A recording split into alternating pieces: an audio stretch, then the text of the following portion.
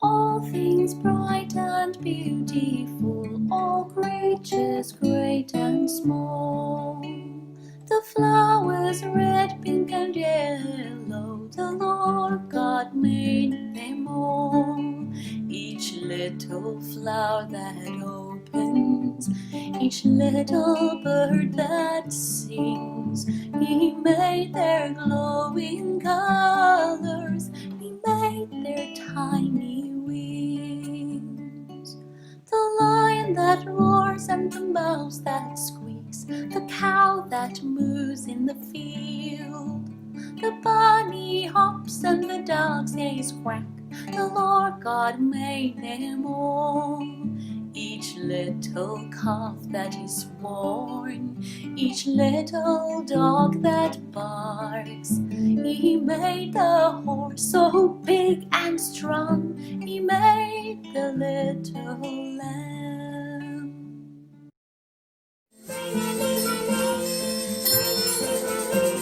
Story time with Lamb.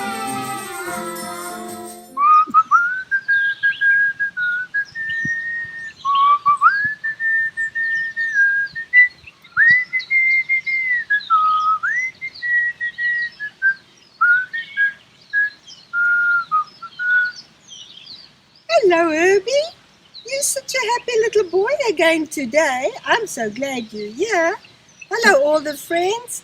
It's always so nice when Herbie whistles very happily like this. Herbie, can you remember what we're going to talk about today? Yes, about sheep. I'm glad that you remembered that.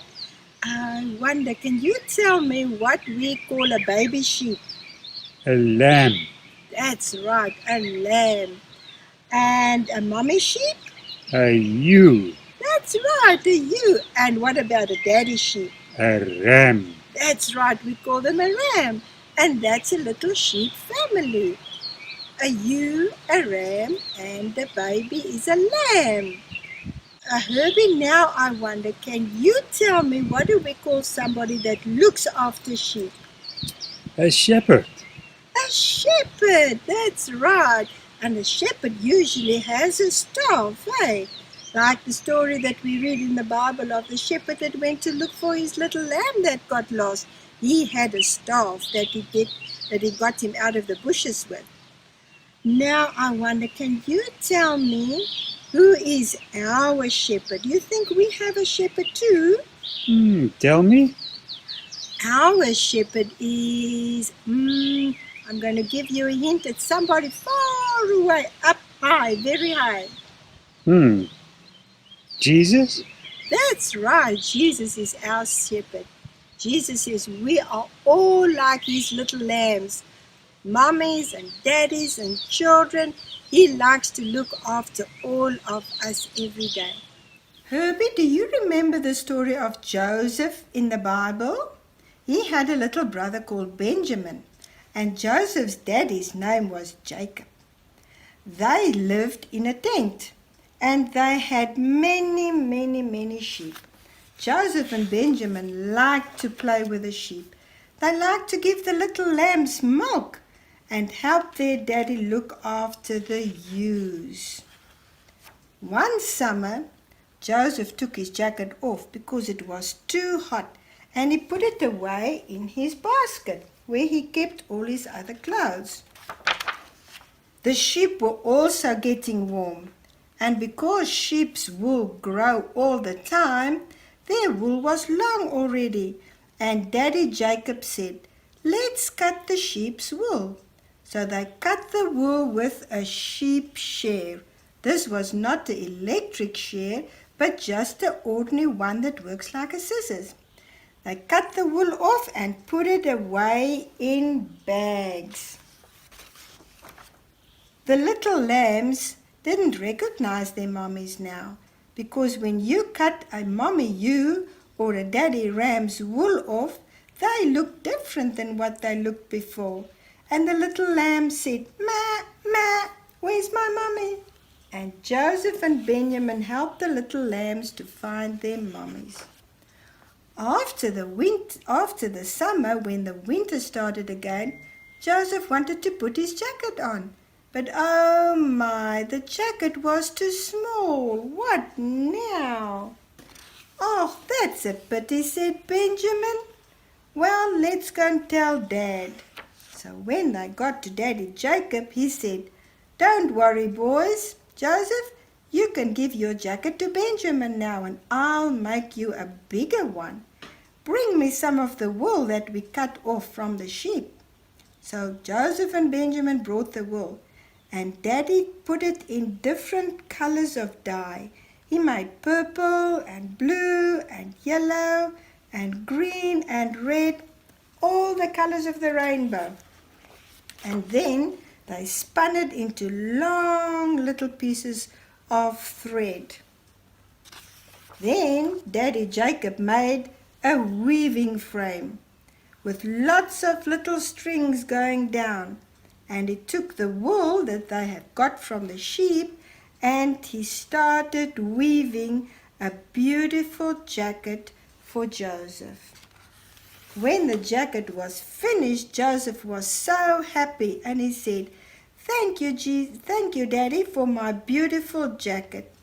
Now, just like Daddy Jacob used the wool from the sheep to make a jacket for Joseph, so today still we use the sheep's wool to make jackets and jerseys and blankets and many other things that we use in our house. Now, Herbie, you know what?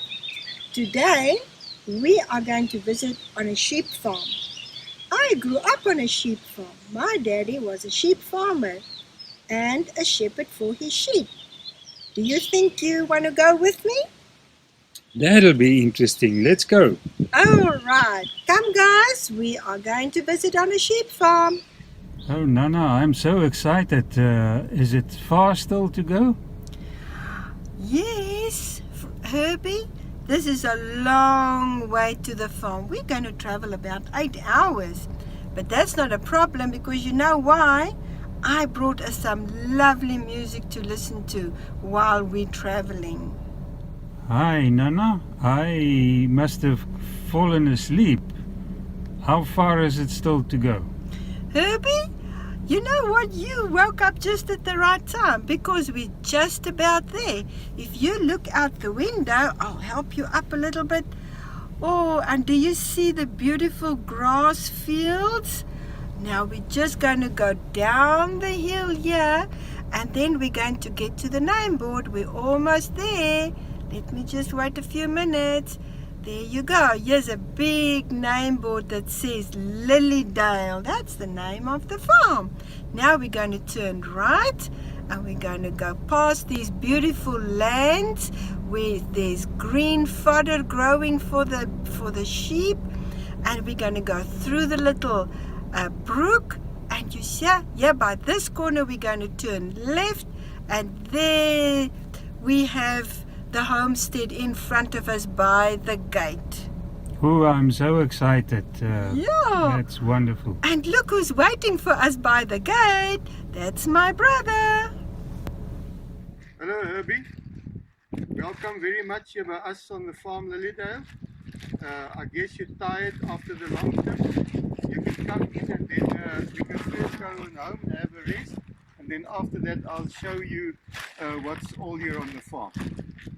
Nana, we've rested enough now on the stoop. Can we go and have a look at the lambs now? Yes, Herbie, I'm sure we can have a look at the sheep now. But just look at this video first that Annie sent in for us. She's got a little lamb that she keeps at the pit in her house. She dresses him with the pants and a jersey, and she puts her a nappy on, and the little sheep's name is Patricia. And she loves her little sheep very much. Look how he's jumping around in the house. Herbie, we get different kinds of sheep. The ones that we have on Lilydale is merino sheep. And you farm with merinos mainly because you want to cut the wool and sell the wool. But on this video, we see sheep that have black and brown heads. And they are mostly Dorpers.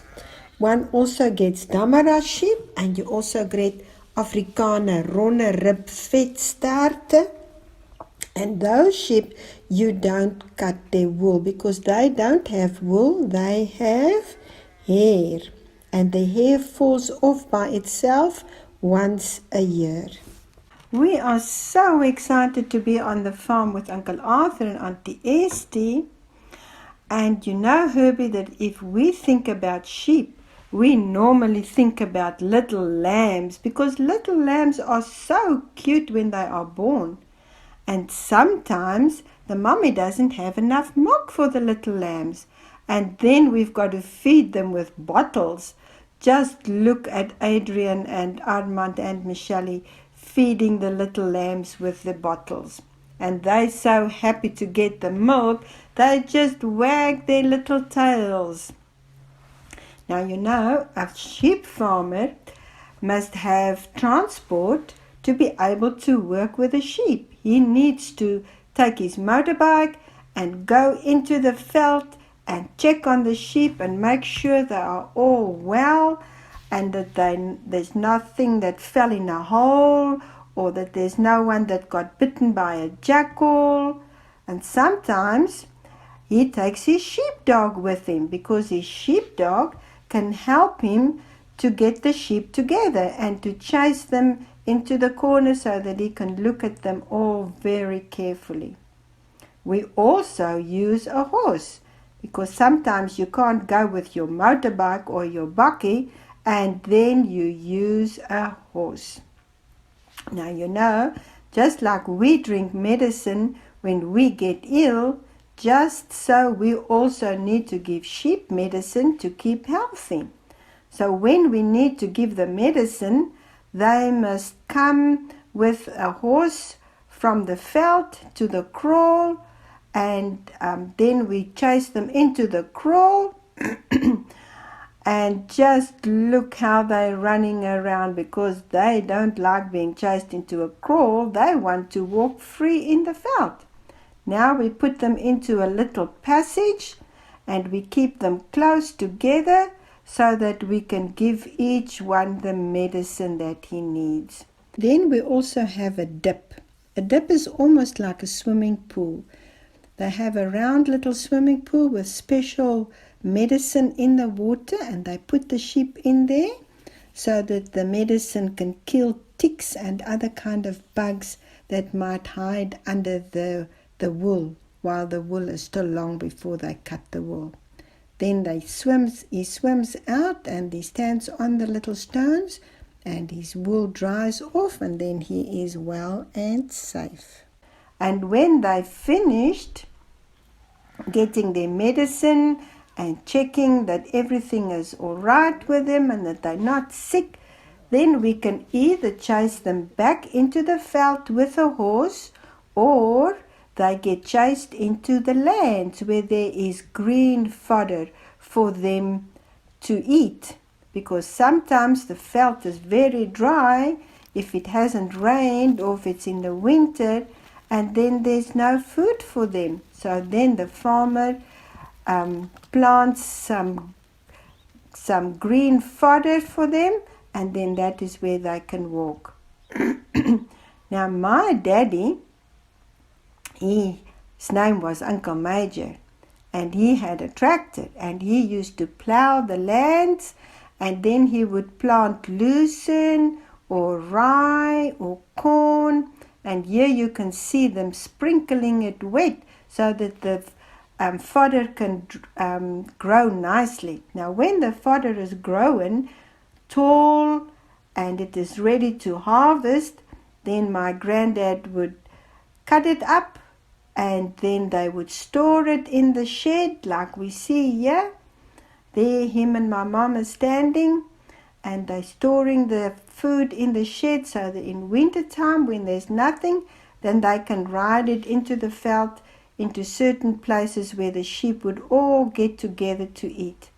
And my granddad got on his bakkie, and when the sheep saw him come, they would run to the bakkie and he would call them and he would say, "Come, come, I've got food for you." And they would bleat and they would stand all around him. We also need to make sure that there's lots of water. So on my daddy's farm, we drilled holes in the ground with big drilling machines, and when they got water in the water veins in the ground, they put up windmills. Now, a windmill doesn't work with electricity, it works with the wind. And then it pumps the water into a trough, or it pumps the water into a dam. And then we can give the sheep water. In summertime, when it rains a lot, we also had a lot of water in the little river that flows through the farm. That is a beautiful sight. Farmers like to have lots of water because without water, we can't really farm. Now, on my daddy's farm, it becomes very, very cold in the winter. Just look here how the icicles are hanging from the water tank. Now, just like we read in the story of Joseph, how they shore the sheep, I'm going to ask Uncle Arthur to show us how they shear the sheep. So let's have a look. So now the sheep are in the field, and we have to bring them into the kraal again because we can't shear them in the veld. So they bring the sheep with the horses back into the kraal again. And now we don't shear the lamb's wool because the lamb's wool is still too short. So the lambs are taken one side, and the ewes and the rams is put in the shed. Now, a shed is a big building that the farmer uses when he shears his sheep or when he works with a sheep. Or if it's very cold, like snowing outside, then they keep the sheep in the shed. When they've got the sheep in the shed, they will catch the sheep one by one. And then with an electric razor, just like when you go to the barber shop, the man uses an electric razor to cut your hair, so they use the electric razor to cut the sheep's wool. They must cut it very carefully not to hurt the sheep, and they must cut it so that all of the wool stays together in one like a blanket. And then when they finish cut it, they throw it open on a sorting table, which has got little grooves in so that the dirty wool can fall through the groove, and they sort it out nicely, and then they put it in wooden boxes. They've got different boxes for different kinds of wool. The wool that they get from the tail end of the sheep, they put in one kind of box. The wool on the head is from another box. Wool from the tummy in another box. And then the nice, clean, beautiful wool that's on the back of the wool of the sheep goes into another box. Sometimes they will also use steel boxes to put the wool in. Now, when the boxes are all full, then they have bags that they will put in a special machine that presses the wool all together. It's called a wool press. And then they fill the bags with the wool that was in the boxes, and when it's pressed all nicely tight together, they will sew the bale up, close it up nicely, and then the farmer puts his name and he marks the bales, what kind of wool is in there, and then he sends it to the market where they sell wool. And then the people that use wool to make blankets and jackets and mats, they will buy the wool and use it. Now, when the sheep are finished shorn, they are chased back into the kraal, and now the little lambs say, "Ma, ma, where's my mommy? My mommy looks different. Uh-oh, my mommy has lost all her wool." But quickly the little lambs find their mommies, and then they're all happy again. After that, the sheep are chased back into the field. But if it's very cold, like this winter, In the evenings, the sheep come back into the kraal and into the shed so that they can be cared for and not get cold and die. Now, you know, sheep also have enemy. Do you know what an enemy is? Enemy is somebody that wants to hurt you. So, sometimes you will have big black crows flying over the sheep, especially where there's little lambs, and they will hurt them. Or in night time, the jackals will come out and they will catch the sheep. So the farmer needs to wait until it's dark at night, like in this photo when the moon comes up, and then he will take his bakkie and his flashlight and he will ride through his farm to make sure there's no jackals and nothing that will hurt his sheep.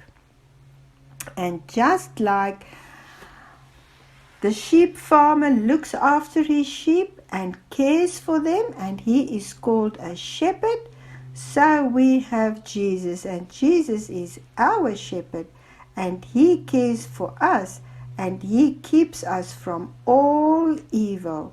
The devil is our enemy, and Jesus says if we read his word. Nana, I enjoyed it so much here amongst the sheep. I like to think of farming with sheep. What does it take? Well, Herbie, if you were fortunate like Uncle Arthur to grow up on a sheep farm, your daddy would have taught you a lot of stuff that you need to know about sheep farming. But these days things are getting very complicated, and because of weather changing and all sorts of things, we need to go to university to study agriculture, or we must go to an agriculture college so that we can learn everything that we need to know. I want to show you a photo. This photo is my granddad's house here on the farm. He lived here about more than 100 years ago, because this farm has been in the family for over 100 years already. And here is also a photo of my granny with me when I was still small.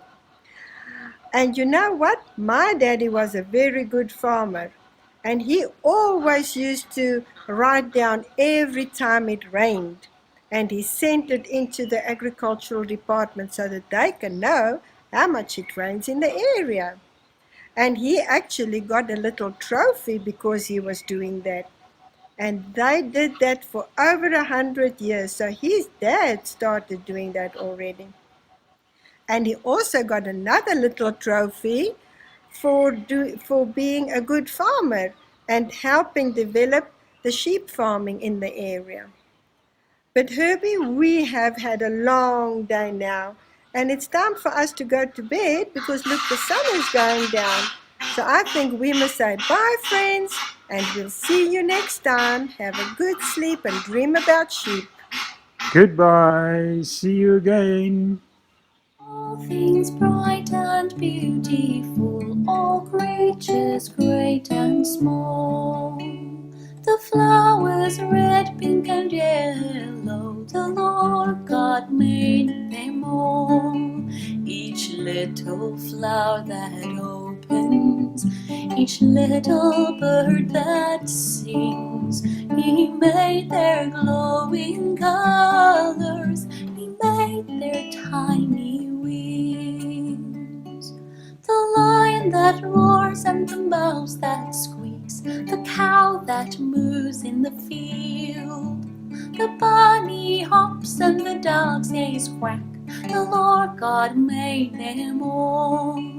Each little calf that is born, each little dog that barks, He made the horse so big and strong, He made the little lamb. Beamish took over the farming on Lilydale from his father Charles in 1941. In 1959, he married Hester, knowing that she was struggling with cancer. He stood by her side, and God blessed them with 59 years of marriage, a daughter and a son. Major died in 2008 and Hester in 2014. They loved the Lord and had a passion for spreading the gospel of Jesus Christ. Their son Arthur and his wife Esty, now third generation on the farm, is continuing the legacy.